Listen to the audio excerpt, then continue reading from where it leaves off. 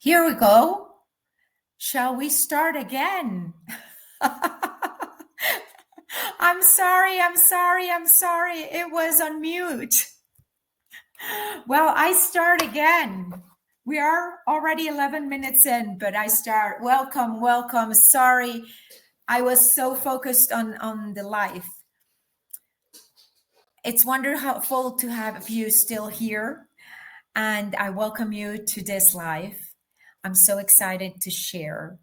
What are the what is T-Syndrome? They are the silent killers of sustainable growth. And today I would like to share with you my journey of why this is so relevant. So I want to start by saying change is the only constant in our lives.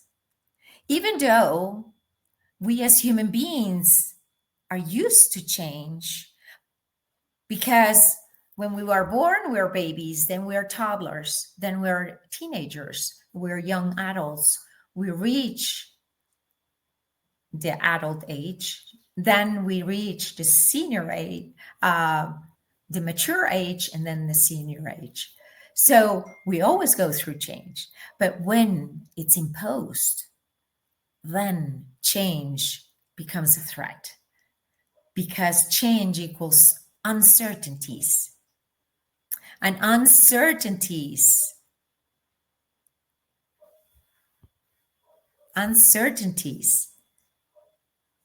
are not well wished by the human condition, because it takes us out of our comfort zone. And we as human beings, we are born in survival mode. Everything else is done by our values, our beliefs, our surroundings, who we are together with, and what they have shown us and what we have mirrored and learned from us. And it's an amazing process. But when it's imposed, then 90% of the whole worldwide population resist it. Companies and organizations know they need to change so they can evolve and grow. And the market demands it. The new technologies demands it. Some geopolitical context might demand to do things different, especially right now, where we are in the world right now and what we're living today. So we need to change no matter what. But we also need to know that the human beings who are making the decisions, who are actually actioning the plans, are human beings that resist it. I'm part of the 10%, and I really enjoy a lot uncertainty, variety. I couldn't be in a routine job, but that's me.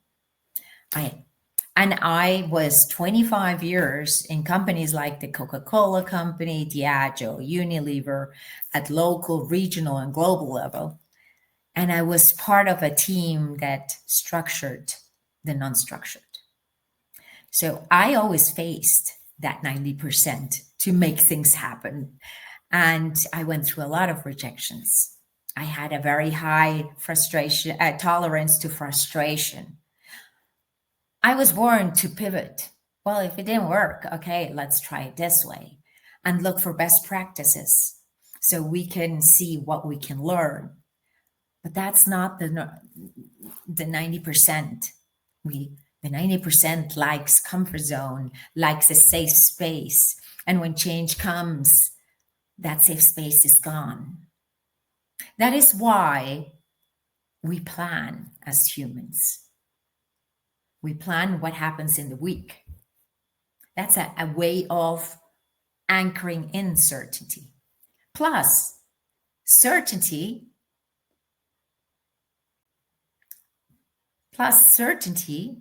is a basic human need. After drinking, eating, having a roof over us comes security. So it's imminent that we want to know what's happening, and that uncertainty really makes us shake and makes us very uncomfortable. So we have here two opposing parts parts and a part of human beings that resist change and the need of change. And how we go about that is that 70% of all change initiatives fail. And out of that 70% is because of humans. First of all, there are three challenges. People fear change. People fear uncertainty. People fear the unknown. And how they express it, it's very internal. A fear of not being enough. When change is announced or even rumored, people start thinking, I'm going to be fired. I'm successful now, but I might fail at the new job, or I might not be able to hold it all in, or I might be fearful of rejection. The 80-20 rule in the aspect of fear is there are two fears that are the foundation of everything. Fear of not being enough and fear of not being loved. Out of that branches out. So when we go and tackle that 70% to make it successful, one of the causes is to overcome that fear somehow. And I'll show you how. Second is the lack of alignment of stakeholders. Because when one stakeholder decides of a change, or generally multinational, it comes from global or from a regional into a local market. Not everyone is aligned to that, but we don't really look after that. We don't analyze who is our ally, who is our opponent, who is our adversary, and every single one we have to treat differently. We have to communicate differently. The ally, obviously, that's our body. The opponent, we need to understand what's the argument behind it, just to make sure that we don't spread it to around, because negative thoughts or an opponent is 4 times more contagious than a positive one. Third, the adversary, we just need to manage so he or she doesn't make one small issue too big and then everyone is contagious. This is important when we talk about adoption and adaptation rates. Okay? And the third one is the lack of transparent communication, because we are fearful to maybe, if we could tell them transparently about the change, that people will resist it. And that's why you need to be very strategic how you go about communicating change within an organization or within a family. But it is very strategic. And so 70% of change initiatives fail. The second part, which is even more astonishing, is when people fear, or leaders fear, that those are insecurities in them, and they might turn into egos. Egos are masks. Egos express themselves, maybe because they have a limiting belief. As a leader, they need to have all the answers to everything. They might say, no, it's done like I want because this is the right way. They don't open up. Or they might say, I can't show vulnerability. I need to be, and then it turns to be tough. And that creates a toxic environment. Toxic environment. And out of that toxic environment, a lot of people leave. Today, data and research shows that 79% of people leaving your organization, 4 out of 5 people, is because of a toxic environment. Not because of the company, not because of the role, not because of the strategy, nor the technology. It's because of a toxic environment. And that is one of the T-Syndrome elements, toxicity. And we need to get a grasp on how to turn those toxic environments into empowering ones. Because that 79% leaving is a drain, it's a cascade, it's actually the Niagara Falls for any company. That it's just gone through, not through the roof, through the drains, and it's lost because every person that leaves when it needs to be replaced costs the organization 1.5 to 2 times the salary of the replaced person. So imagine how much drained dollars, millions of dollars are gone. Plus, that always shakes up the team if one talented person leaves. Because until the new person, first we need to find the right person. Second, that person needs to have a learning curve. And that is really a big gap to sustainable growth. Culture, at the end, it gets to culture, shows up in results. And you know, every percentage point of toxicity costs approximately 4% of the EBIT. So make the calculation.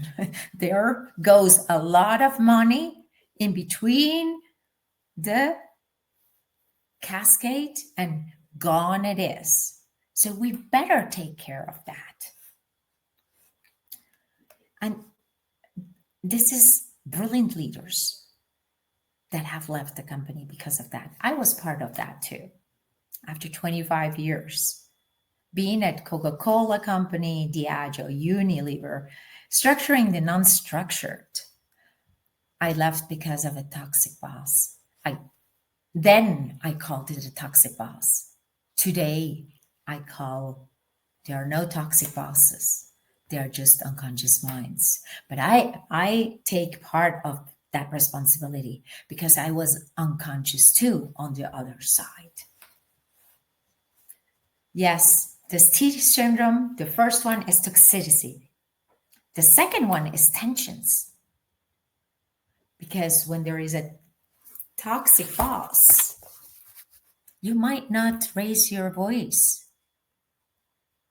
You might silence yourself and don't speak your truth. And the third one is traps. Those flourish in denial. And if you are a leader and are saying to yourself, well, in my company, there's really no toxicity, then I invite you to reflect, because that's the first syndrome.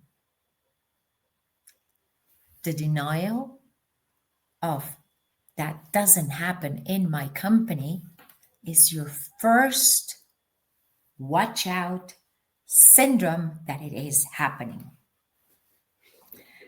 Many leaders think they can wear just a mask and survive. Yeah, that's the ego mask. No mask protects you from toxic cultures. No mask. When leaders hear this, that denial is the first symptom. Mea culpa, I feel guilty too. I ignored these signs too until the cost reached my home. Denial is cheap today, and it becomes very expensive in about 6 months, maybe less. It starts really getting costly. I know it's real because I carried it until it broke me.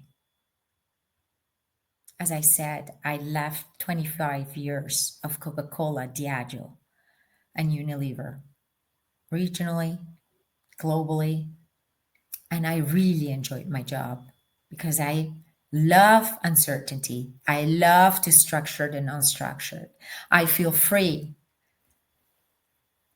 And it was not because of a lack of opportunity. It was very toxic and it was consuming me. But I got contaminated, not only at work, I took it home. When my kids knew that I was in a bad mood because I had a tough day and I was coming home, I recently just got to know that they said, Mom, did you know that we used to go to bed earlier when we knew that you were coming home frustrated and not in the best mood? Because we wanted to evade your energy. And that really broke me. I tell you that. That really hurt. But instead of falling into that trap, I turned it into one of my power skills. And I started peeling the onion and reclaiming my own certainty. At first, I have to tell you, when I left corporate world, I felt nude, naked,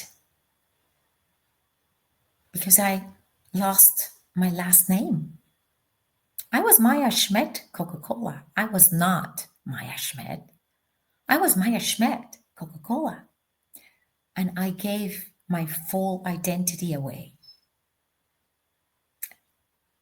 And suddenly I was naked here. I felt self-doubt, imposter syndrome was up here, and I isolated myself.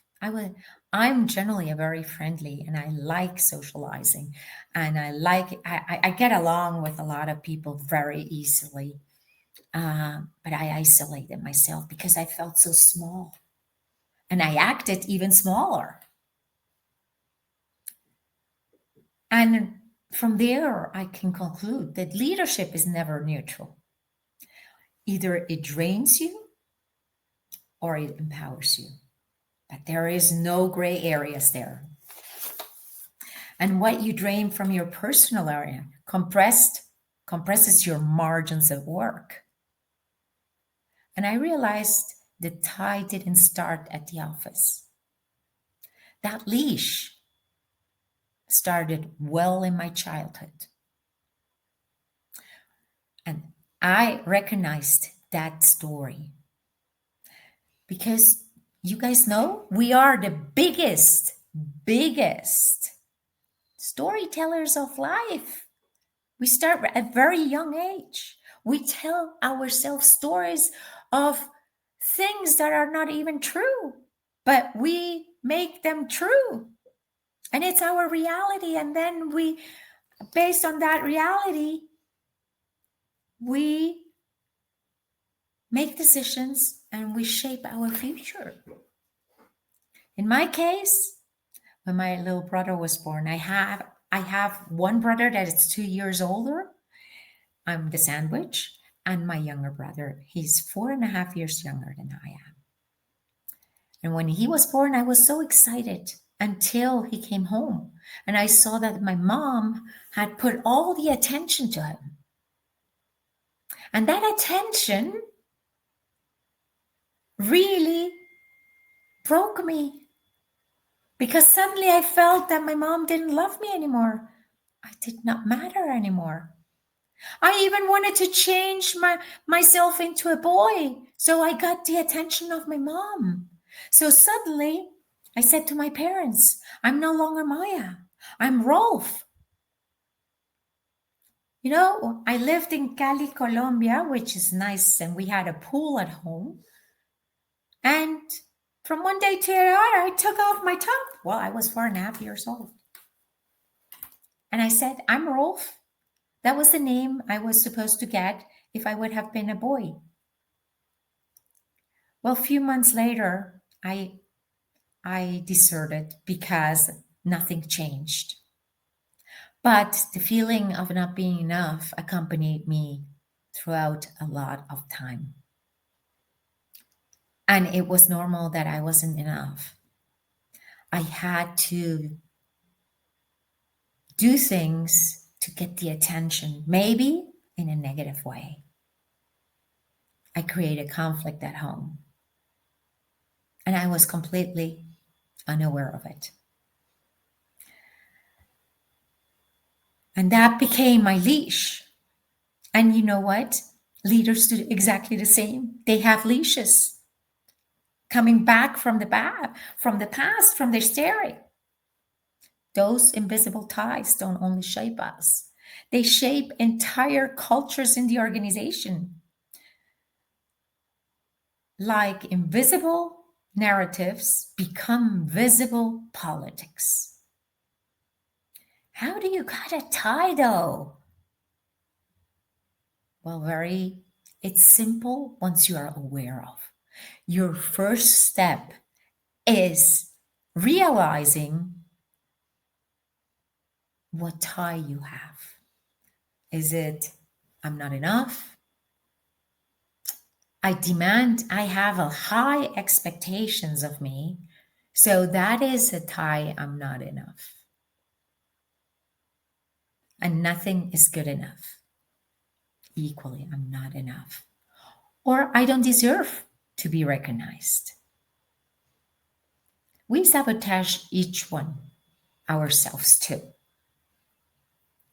So then those are patterns. We need to start identifying patterns in us.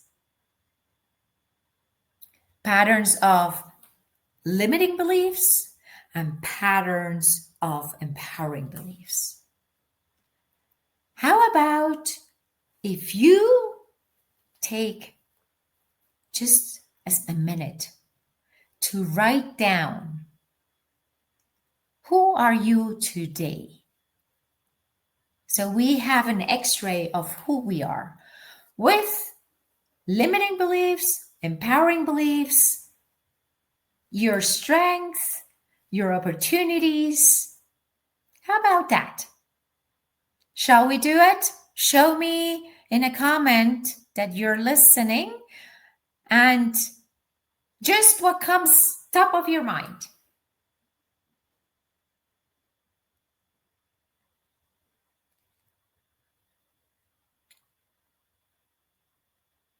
I'm going to wait just a minute, then continue. And if you want to share in the comments, that would be great. An empowering belief is, I'm limitless, I'm beautiful, I get done everything, I'm determined, I'm a shining light.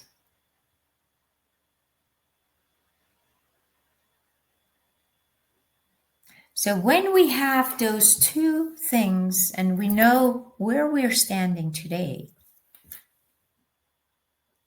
our mind can capture, when we have a little bit more of awareness, when that tie, that leash gets into our mind. When we become aware, I'm feeling not enough, then we can interrupt it. With what? Everyone is different. For some people, is to get up and go and walk around, go outside, 5 minutes, 10 minutes, breathe in, breathe out, hear meditation or hear some pump up music, take a book, whatever, just to get off that negative, that limiting belief. And once you are centered again, think about an empowering belief, something that you really wish for, or that something that already made you feel wonderful. With that, that's how we can cut a leash. It doesn't go from one day to the other. We can start practicing it until we get it in our system. And I tell you something, or you can journal. You can journal because when you journal with a pen, a pencil, and a piece of paper, then you activate different systems, the nervous system, the cognitive system, the motor system, the cardiological system. So the more we make movements, that activates energy in us and let us shift into the empowering beliefs. But we need to practice. We need to go to the gym and practice it. There are also an 80-20 of number of leashes that we generally have. There are probably a lot more, but we can summarize them into those. And those 5 leashes are old attachments, loyalty to what's dead. A lot of times we live in the past and we stay stuck in the past. But you guys know the past can remain in the past because the past does not equal nor the present nor the future. You can recreate the present even though if you had a horrible past. You can recreate from this present into an amazing future. But the importance of being present is just absolutely amazing. Over permissive. Yes. So many of us don't like conflict. So we don't speak up. And we say yes to things that inside of us, we say, no, I don't want this. Just because we're fearful. Because it's not the way I was treated before, because anything. And the fear of the uncomfortable. The third one is toxic residue, politics and fear carried forward. If there is a residual, it's kind of still there. So let's leave it there and cut it off. Addiction of proof. Analysis by paralysis. Have you heard about that? Because the perfectionism gets in the way. Oh, let's try this formula and let's see if through this data we have more proof, etc., etc.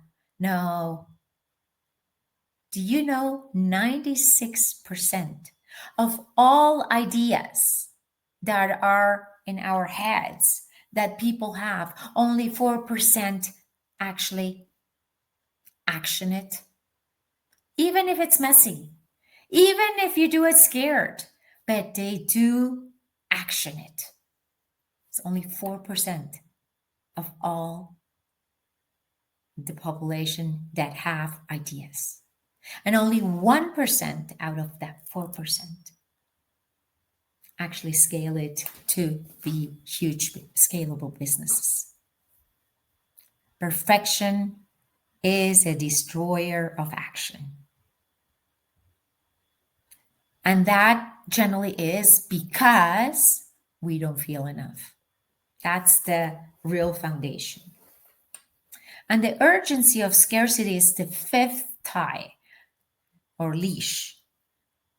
Chase everything. Well, I try here and I try here and I try here. And then we lose focus and we own nothing. That's what really happens. When fear and ego grow, trust, innovation, and margins die. It's so damaging for an organization. And if you go into the families aspect of it, it's equally damaging. You lose connection. And that is really not what we are living here for. If you measure it, you can manage it. Cultural in companies is a risk asset. Equally important than financial risk and cyber risk, cybersecurity risk. It's at the same level.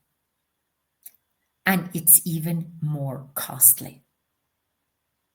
And we're not aware of the real impact that we have, not on us, not on our collaborators, on our suppliers, on our clients, and less on our people that we love. When ties tighten, fear grabs the wheel. So let's not have fear grab the wheel. I have a true example back in 2020. So you understand how the mind works. When the pandemic was announced, the number one article that went out of stock was not medicine, nor food, nor drinks. It was toilet paper. Toilet paper, imagine that. People bought immeasurable amounts. And it was not the first time. In every single crisis, for us in Mexico, is when the flu was really tough in 2009, the same happened. In the Cold War, too. Wherever they use toilet paper, it just goes out. It's out of stock. And fear spreads 4 times faster. Negative thoughts spread 4 times faster than trust. Another example is, as I'm obsessed and passionate about human behavior, I love animals, and horses are my favorite with dogs. And I do show jumping. And Soleil was a real master in my life. He really consolidated the concept of leaders of leaders. Because if you think about a horse, it's majestic, it's powerful. And when you jump with them, if you don't go with all your confidence, you might have the perfect distance to jump, but the horse doesn't go by themselves. They refuse. Maybe I would jump as falling on the other side of the jump, but the horse doesn't. But yet, when I go with confidence, with all the confidence, I can send him from far away and he would still jump into the unknown. A perfect analogy, what happens with a leader that has certainty in him or herself. People don't follow. They don't follow strategy. They follow certainty. And remember that if you want to really thrive through change, you need to create a safe space for your people to thrive in it, no matter how uncertain the outside world is. Fear makes a execution very expensive. How do you cut fear? Presence, practice, and proof. As I said, you need to start being very aware where your mindset is, where your thoughts are, where your feelings are, where your emotions are. Feel it, and then you can really stop interrupting them and shift to empowering beliefs that really lift you up and bring out your best version. So I can tell you about a case. One of my clients, I would say ex-clients, a brilliant Latin American executive, was leading from control when I started. When he reclaimed his certainty through the Leap Advantage transformational framework, which is actually a movement for leaders. His team went dark. Disengagement, no commitment went low. And together with 200, turnover was up 200%. Imagine the cost that we had. There's no investment any longer. It was all cost for the company. And this leader started working on themselves until they reclaimed their whole certainty. They became their true self. And from that space, they were able to unleash their full potential. When you are in that space, you become an inspiring leader, and your teams want to do the same. They just mirror you. And when that happens, then it's easy and light to transform any toxic environment into an empowering one. And that is part one of the Leap Advantage transformational framework, where your leaders will become conscious. What did the whole Leap Advantage framework do? Engagement grew by 34%. Turnover went by half. Productivity went up 22%. And performance went up plus 40%. Credibility on the change initiative up 50%. Adoption rates increased by 30%. Can you imagine what the P&L looked like after that? And then he was actually promoted to regional CEO. The ripple effect on the whole company was amazing. Just one person. Another of my clients, she came to the program, and in 12 weeks, she turned around her mindset, and the ripple effect was not only over her direct reports, the whole company. And this was an educational institution, so to all her students and families. That is when we reclaim our own certainty. And the economic impact is on improved performance and margin recovery from those lost ones. Only if you can retain one executive, top executive, you can pay off your leadership development investments. You can upskill.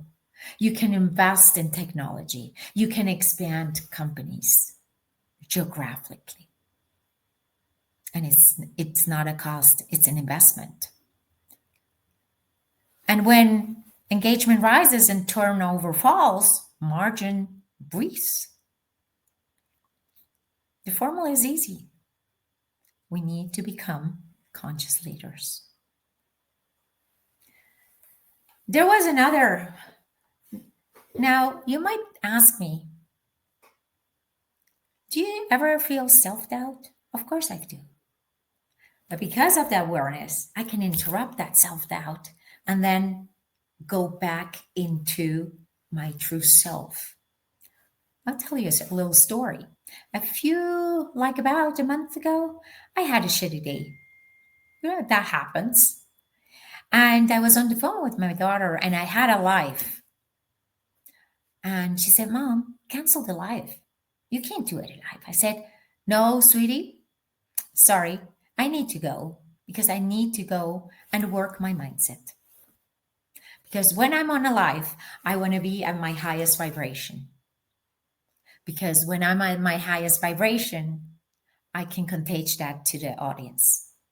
And then they can also assimilate that and start working to always be at the highest vibration. Because when we vibrate high in energy, obstacles might be seen as smaller. And again, if we have higher purpose, the higher the purpose, the smaller the obstacles are. And that keeps us going. So it is in us to work with that. But that needs training. That needs to go to the gym. So we can train and train and train and train until we reach mastery and assimilation into our DNA. Today, I know my 25 years at corporate, my scars, and my story became my superpower. Power isn't perfection, it's authenticity. Authenticity becomes a competitive advantage. And today, the more authentic leader you are, the more inspiring you become.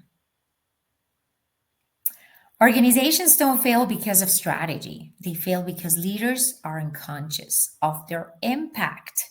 I was an eater. I'm guilty of that.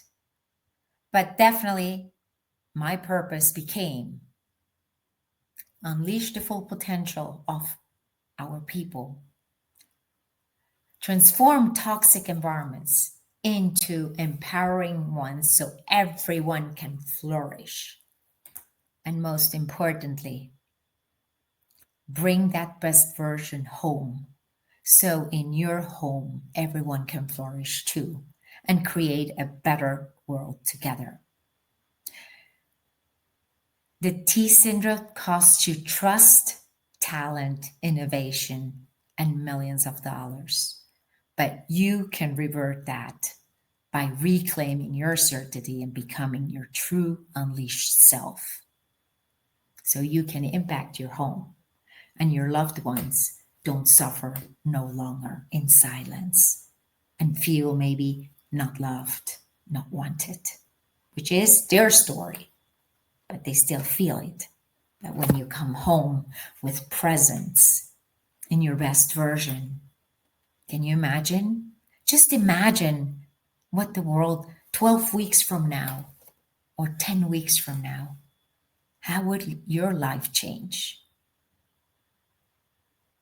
Now, I have a task for you to do. Which tie are you still holding that's costing your team?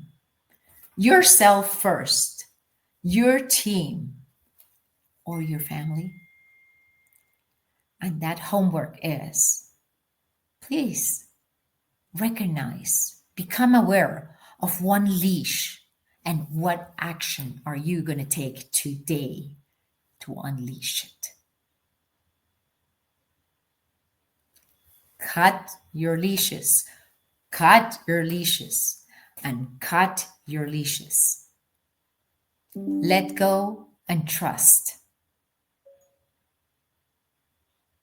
Thank you for being here. I'm open to answer questions or any doubts, or do you have comments? Really, really appreciate you being here and listening, and I hope you take and cut one leash for yourself.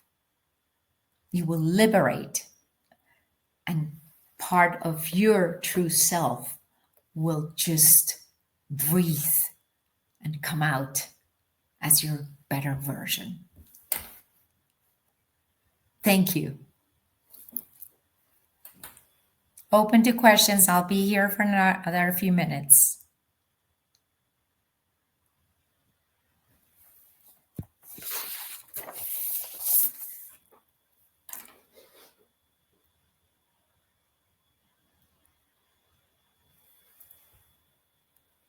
Anyone?